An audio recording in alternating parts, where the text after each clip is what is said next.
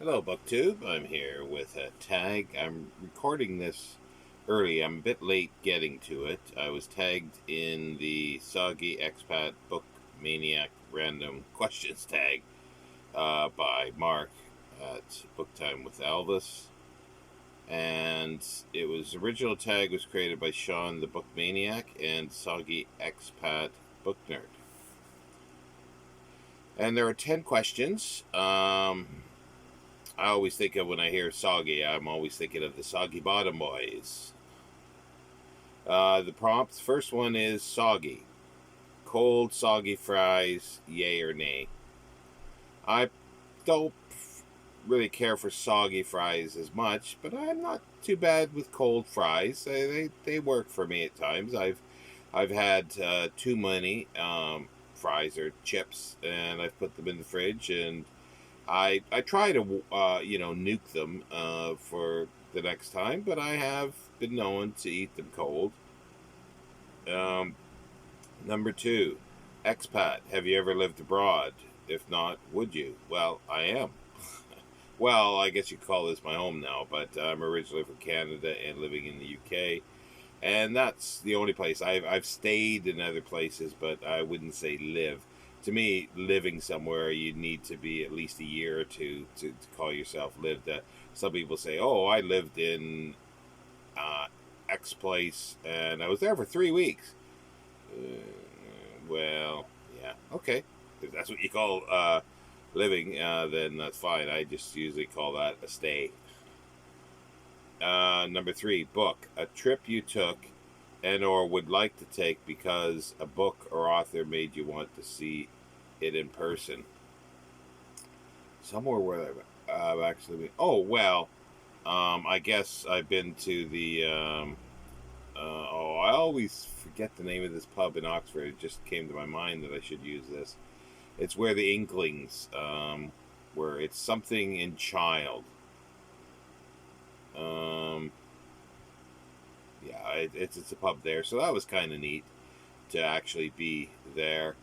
And other pubs, I guess, where authors had met or places. But there are a few. Well, there's one, and I know people are getting sick of this, but I'd love to go to Millville, Wisconsin, and that's where Clifford Simak was born. I'd love to go there, and Minneapolis as well, because that's where his archives is, and it'd be nice to go through the material. Let's see here. Number four, book. Book or author from Canada and or Wales that you'd like to read. Canada? No good authors from there. Oh, wait a minute. I'm an author from Canada. Oh, maybe. No. But there are Welsh, a lot of Welsh authors that I want to read or reread. Oh, why can't I? I'm blanking. I had a name and I should have written it down. Anyway, yes, there are Welsh ones, and there's some Canadian ones that I do want to either revisit or look at again. Sorry, I'm just blanking on titles or authors' names. Number six, Maniac. One or two other things you are a maniac about, aside from the obvious being book maniac. Well, silent film, classic film, Louise Brooks, more specifically. Uh, Science fiction, I guess, the history of science fiction, Babylon 5. Yeah, and music, I guess, and I get maniacal or whatever occasionally with certain types of music or certain bands, but maybe not consistently.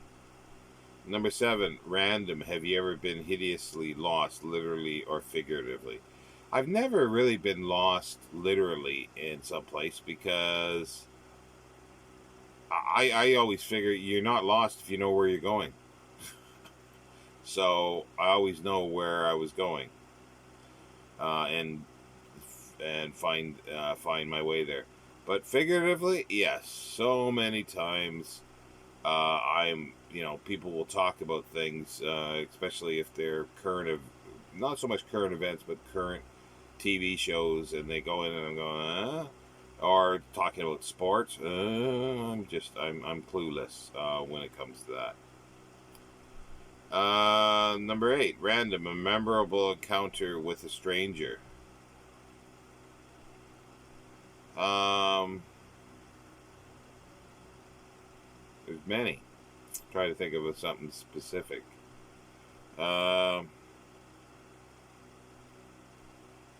Well, there's two that come up. The two that come to mind, and there's many more than this. But a long time ago, I was on my way to an excavation in Canada, near the mouth of the St. Lawrence River, and we stopped at I think it was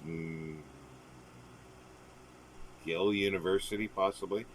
And we're sitting in the sort of bar area. Both these have to do with bars, but anyway.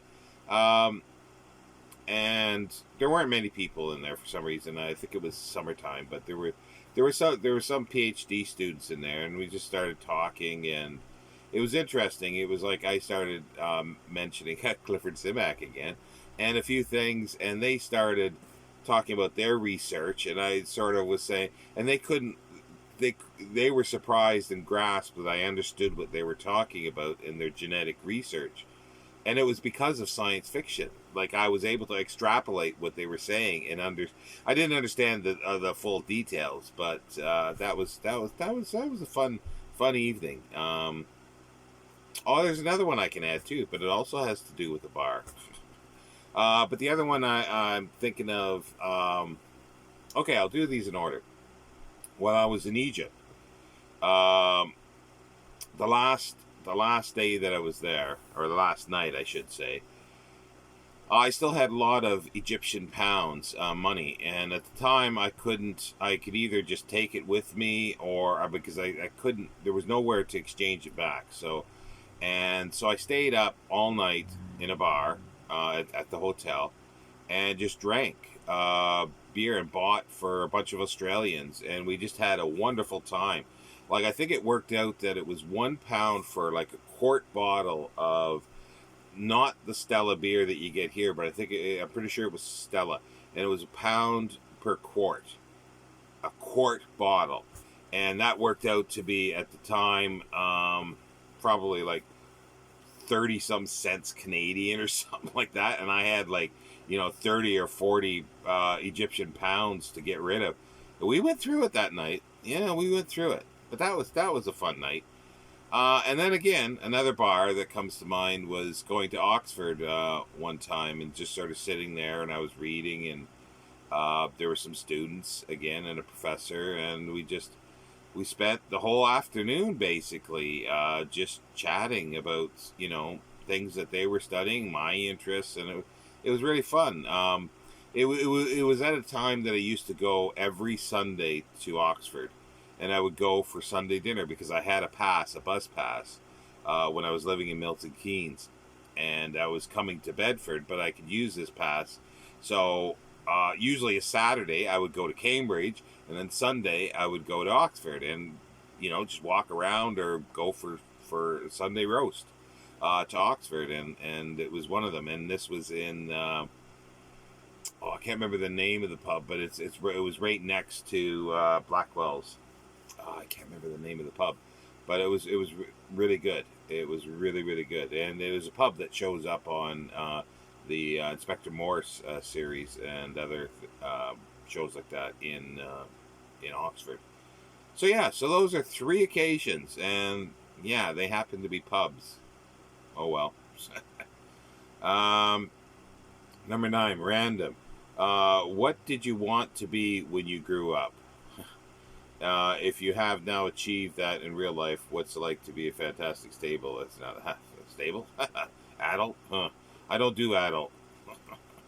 I think I remember as a kid, there was 2 things that I wanted to be. I was discouraged from both of them, but I did become one of them. One was an astronaut, and the other was an archaeologist. And yeah, astronaut, no, not even attempted it. But I did eventually do archaeology, and I did work as a profession for a while, but it wasn't sustainable.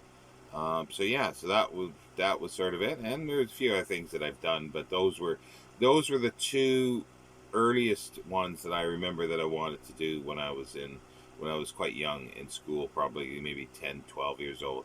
But absolutely discouraged all round for both.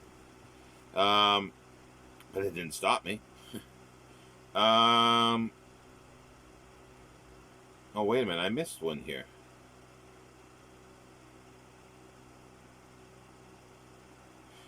Um, Remember there was something about parents. Oh, embarrassing. Yeah, sorry, I'm gonna go backwards here. Number 5, embarrassing parent story time. A time your parent guardian embarrassed you to the core. Yeah, there's nothing that's embarrassed me to the core. I'm sure there was things, so I think that's why I missed it, because I don't have it. There was nothing that embarrassed me. I've never been embarrassed to the core. That's to, I've embarrassed at times, but nothing that has been long lasting. I may remember it, but it's never affected me in that way. So where are we at here now? Oh, number 10, random. Are you a people watcher? Do you have good peripheral hearing? I'm not sure why that's connected. Well, they're two different things to me. I got good peripheral vision, that I see things. Um, and I got, well, not much. It depends. It depends where I am. Sometimes I got okay hearing, and sometimes I don't. But people watching, yeah, I'm able to. I remember at work and other places where I seem to see things that other people don't. Sort of things between people. That, who's, you know with who, and people don't seem to see that. Even though they might be married to other people, and it's pretty clear to me that I see these things. And I do like watching at times, seeing strangers and on buses and things like that. Sort of the reactions, and some are so quirky. Trying to remember. Oh, I remember one. I was when I first came to where I live here now, and it was one of my first doctor's appointments, and I had to wait a long time, and it was a big, big, big waiting room. Well, and lots of people there too. And there was a family that was, the parents were arguing, the kids were running around, but there was another sort of middle-aged couple that was watching them, and I was watching the middle-aged couple, not the family, because the family wasn't interesting. It was just stereotypical, silly arguments and the kids running around. But the other couple were watching them, and they chewed gum, and they would watch the arguments, and they'd be, the parents would argue, and really sort of emphatically, but then they'd slow down chewing the gum as they slowed down, and pause, and they'd pause chewing. So their chewing of the gum was in rhythm to the argument that was going on, and I thought that was just fabulous. So yeah, so that's the one I can think of. And this is, I think, an old one. I remember seeing this going around quite a while, so I have no idea who's done it. And I never did it when it made its first rounds. So yeah, that's my Soggy Expat book, Maniac, random questions tag. So yeah, so that's my Tuesday tag, being recorded on Sunday. So this is the past Sean talking to you. Scary, isn't it? Talk to you later, BookTube.